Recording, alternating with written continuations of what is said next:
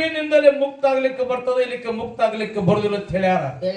ಒಂದು ಮಾತು ಹೇಳ್ತೀನಿ ಕೆಂಚು ಸರ, ಬುದ್ಧ ಅಂತೇಳಿ ಆಗಿ ಹೋದ. ಬುದ್ಧ ಬೌದ್ಧ ಧರ್ಮವನ್ನು ಸ್ವೀಕಾರ ಮಾಡಲಿಕ್ಕೆ ಬುದ್ಧಗೂ ಗುರು ಇಲ್ಲ.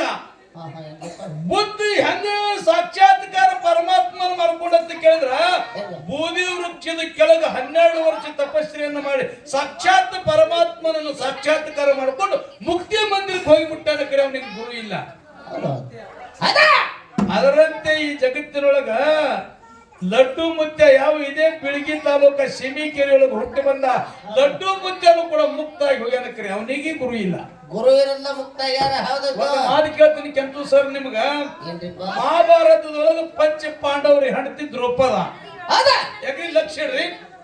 ಮಹಾಭಾರತದೊಳಗ ಪಂಚ ಪಾಂಡವರಿ ಹೆಂಡತಿ ದ್ರೌಪದ ದೇವಿ ಒಮ್ಮೆ ತುಂಬಿದ ಸಭಾದೊಳಗ ಕೌರವರಿಗೆ ಮಾನಭಂಗ ಮಾಡ್ಲಿಕ್ಕತ್ರಿ. ಹೆಂಗ್ರಿಪ್ಪ ಬಗಡಿ ಆಟದೊಳಗೆ ಎಲ್ಲಾನೇ ಸೋತ್ರ ಪಾಂಡವರು ಕಡೆಗೆ ತಮ್ಮ ಹೆಂಡತಿಯಾಗಿರ್ತಕ್ಕಂಥ ದ್ರೌಪದಿಯನ್ನು ಸೋತರು.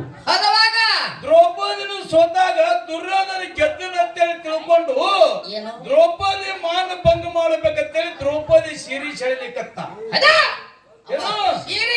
ದ್ರೌಪದಿ ಸೀರೆ ಸೆಳಿಲಿಕ್ಕತ್ತ. ಕರೆ 3 ಮಂದಿ ಗುರುಗಳು ಅದೇ ಒಂದು ಮಹಾಸಭಾದೊಳಗೆ ಇದ್ರು. 3 ಮಂದಿ ಗುರುಗಳು ಯಾರು?